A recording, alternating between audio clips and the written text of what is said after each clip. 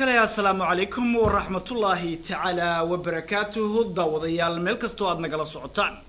sida aad ka warhaysaan Soomaaliya waxa ay leedahay xeeb dheer oo ah midda Afrika ugu dheer sidoo kale Puntland gaar ahaan waxa ay leedahay laba badood taasoo ay dhex eegaagaan kheyraad aad u fara badan haddaba ka faa'iideysiga bulshada ayaa aad uga yar in ay ka faa'iideystaan badaha waxa laga yaabaa dad badan oo ku dhaqan deegaamada Puntland in ay markaas qaarkood gaajo ku seexdaan iyagoo kheyraadka badana si fudud ula soo bixi kara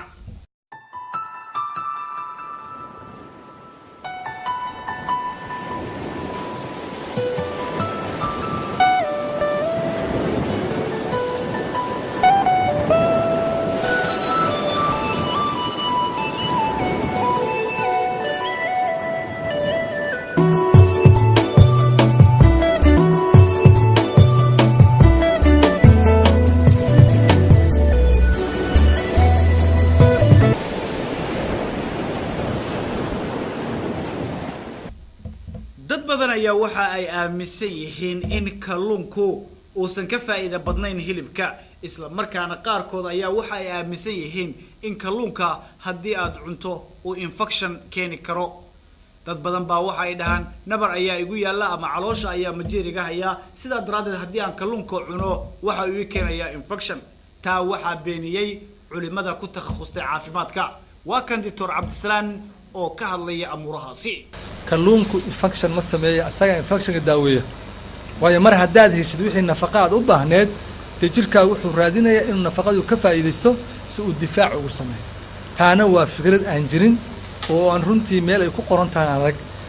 waa sida hadda dumarka u yiraahdaan hadaan vitaminada hooyada uurka loogu talaan qaadano ilmihii waa nagu weynaanayaan taasoo aan leenahay ilmihii ma weynaadaan oo vitaminka ilmaha ma weynayo laakiin waxaan kala lucunaay sokortaan badan macmacaanka badan dufankaan badan waxaan kala lucunaay baa ilmaha weynay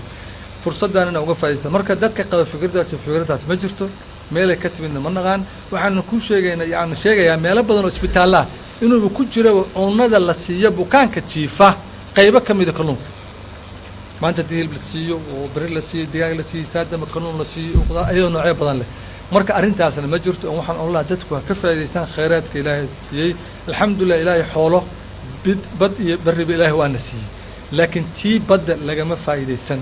waxa kaloo jira kun nooc oo kalluuna aan wali isticmaalno kalluun waxa jira shrimps loo ama kuwa yar yar oo gudgududan kalluunka qofka cuna yaani wax u dhiman ma la nafaqo dadkeena waxa qaar ba mataga markay arkaan marka waxaan oran lahaa fursad aan ka faa'iideysanayo kalluunku يعني نوعية بدن وليبع عروتين قالوا تسال عطسنها كان فريش كان توندا ولا بروسيس جري اسا ولا عنك لكن كان عصب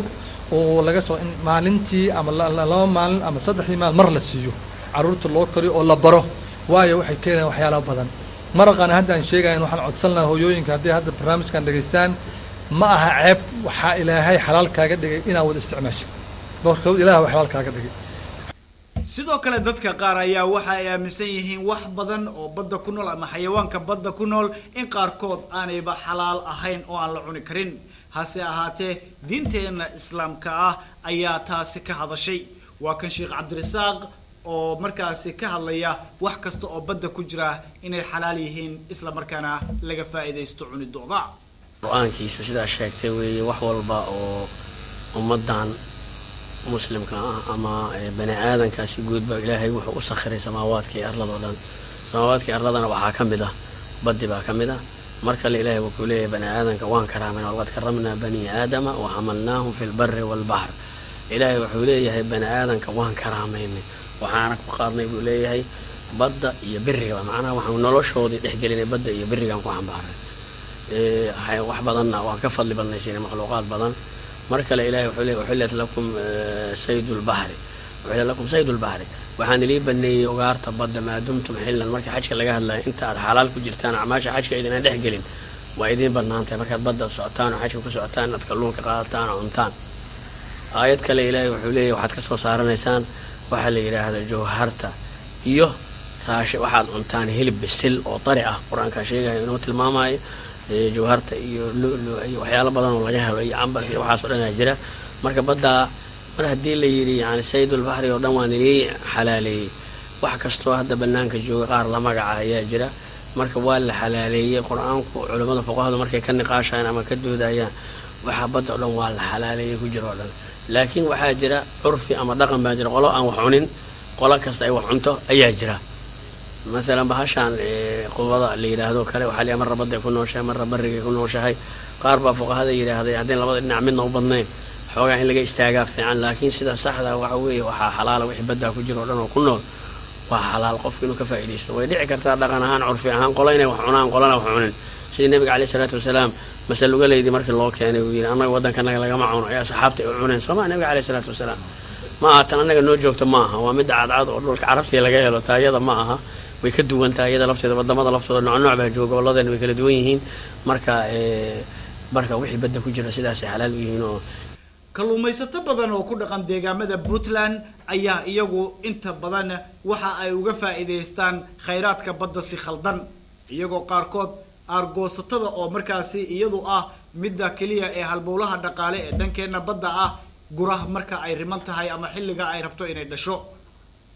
si kastaba ha ahaatee wasaaradda dekedaha iyo wasaaradda kalluumaysiga iyo kheyraadka badda ee Puntland ayaa dadaal dheer u gashay wacyigelinta iyo ku baraarujinta dadku in ay deegaankooda markaasi ilaashadaan hase ahaatee dhibaatooyin badan ayay kala kulmaan wasaaraddu mas'uuliyiinteedu marka ay wacyigelinta sameynayaan waa kan mudane Jocaar oo ah agaasimaha guud ee wasaaradda kalluumaysiga iyo kheyraadka badda oo isaga oo bulsho ka wacyigelinaya dhibaato kala kulmay أنا نبى يقول رباحي بس كعلن كري يا ما أتكين المعذار بانه وحن كدر رجل واحد ورا القصة أول كله جوج وأنا كقاضي أنا نتم بدو فعل وايد رباح شرعي كان هو جين كله وحول بانك سوين كله لكن حياله بدن بالحيرين صوفار من جيلي ولها دعية لا ما دعين هدينا نقول إلى عشان إنه إلى الميسا داي بلاك وحو كان ليه سونيال وحلا MPAs ومارين بروتكتد اريا واسمينا يانو سمين كود دكن waxay u arkaan inaad u sameynaysid dan adigu aad leedahay wax dana la mareen waan ahayn inay waxay ahaadaan wax wanaagsanaada waxaan leenahay warbada inaga leh argoostada riman kalluunka oo kuntalo doctorku sheegayo wax waliba period bay leeyihiin ay riman yihiin oo dhalaan oo production sameeyaan ayna u baahan yihiin in la ilaaliyo xilligeeda libaax wuxuu dhalaa xagaa waa in libaax la qaban jeerku waa baby shark waa kan yar oo soo korayo ku dhashay adiga isagii baana la laayaa oo laga macaasha toonadu xilli bay riman tahay gruubarkuna xilli bay riman yahay labada xilliba waynu naqana waa in la daayaa أرغوست waxay rimantaa September ilaa December waa in la daayaa laakiin nabi nuux wuxuu yiri inay dacwada qowmi leeyla wa naharan wala yusidu ducaaya illa firara ilaahay horta kuwii naga ma dhigo laakiin waa u eegna